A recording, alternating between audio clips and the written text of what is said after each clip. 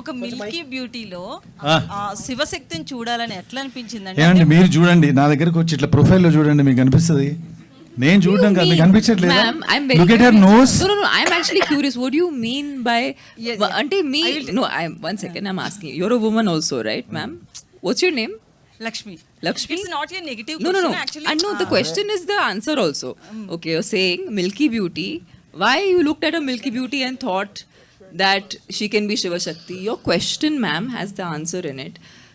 He doesn't look at Milky Beauty as something that is to be shamed or to feel bad about, or glamour in a woman is to be celebrated, and we women must celebrate ourselves.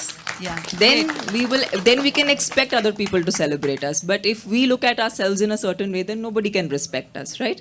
Here we have a wonderful gentleman who doesn't look at women like that. He looks at women like divine.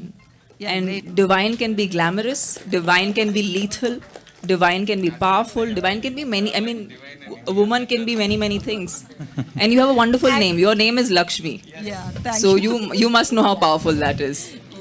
Actually question ఏంటంటే రావట్లే ఇప్పుడు ఆమెని ఒక సద్గురుని కలిసినప్పుడు ఒక శారీలో చూసిన పిక్కి మీకు ఇన్స్పైర్ అయ్యారు శివశక్తి క్యారెక్టర్కి అనిపించింది అన్నారు. బట్ ఏంటంటే ఒక పిక్లో చూడడం వేరు, ఒక ఫోటోలోనే ఒక గెటప్లో చూడడం వేరు, రియల్గా సెట్స్లో చూడడం వేరు. ఈవెన్ ఇప్పుడు ఆమెని ఒక ఫస్ట్ రిలీజ్ చేసినప్పుడు ఫస్ట్ ఫ్రేమ్లోనే తమన్నా శివశక్తి అనేది అందరూ కూడా షాక్ అయ్యారు. At the same time teaser చూసినప్పుడు అంతే బాగుంది అని అంత మంచి టాక్ కూడా వచ్చింది. సో ఎవరికైనా కూడా తమన్నాని ఎలా చూసారు అనేది అనిపిస్తుంది. అది మీకు ఎవరు చెప్పలేదని నేను అడిగింది యాక్చువల్లీ నెగిటివ్ క్వశ్చన్ కాదు. So I took it very positively. నేను చెప్తా వినండి. ఇప్పుడు తమన్నా డెబ్యూ అయితే టక్కున చూసి నేను జడ్జ్ చేసేవాడిని కాదేమో. ఆ journey is like 10-15 years journey.